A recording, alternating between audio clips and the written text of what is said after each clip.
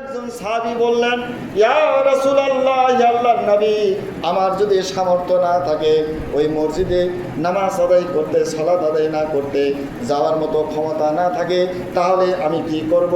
আমার এই ব্যাপারে আপনার অভিমত কি?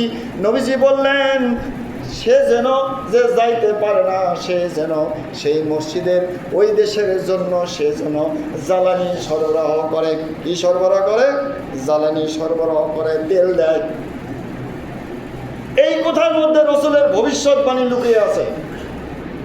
কত হাজার হাজার বছর আগে নবীজি বলছেন, কেউ যদি ফিলিস্তিনের ওই মসজিদে ইবাদত করতে না যেতে পারে, সেই জন্য ফিলিস্তিনের জন্য তেল সরবরাহ করে। কি দেয়?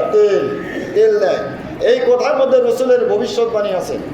রসুল সাল্লাল্লাহু আলাইহি সাল্লাম এই কথা এই জন্যই বলেছেন যে এমন এক জামান আসবে, এমন এক সময় আসবে, যেই সময়ে ফিলিস্তিনের মানুষেরা জ্বালানি পাবে না।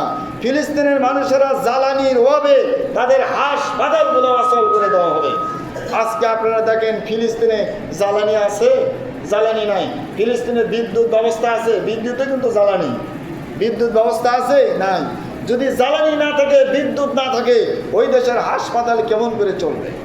ওই দেশের মানুষের রান্না বান্না বা কেমন করে চলবে? এই জন্য রাসূলুল্লাহ সাল্লাল্লাহু আলাইহি ওয়াসাল্লাম এই ভবিষ্যৎবাণী এর মধ্যে ইঙ্গিত দিয়েছেন যে এমন এক সময় আসবে, যেই সময়ে ফিলিস্তিনের মানুষেরা জ্বালানি পাবে না, ফিলিস্তিনের মানুষের বিদ্যুৎ থাকবে না, ফিলিস্তিনের মানুষের খাদ্য থাকবে না, কাপড় থাকবে না, ফিলিস্তিনের মানুষের দুর্ভিক্ষ আর দুর্ভিক্ষ হবে। এমন সময়ে তোমাদের অবস্থান হলো, তোমাদের কাজ হলো ওই ফিলিস্তিনের জনগণের পাশে অবস্থান করা। সেটা কিভাবে অবস্থান করবে, সেই ফতোয়া পরবর্তীতে আমি নিয়ে আসবো ইনশাআল্লাহ।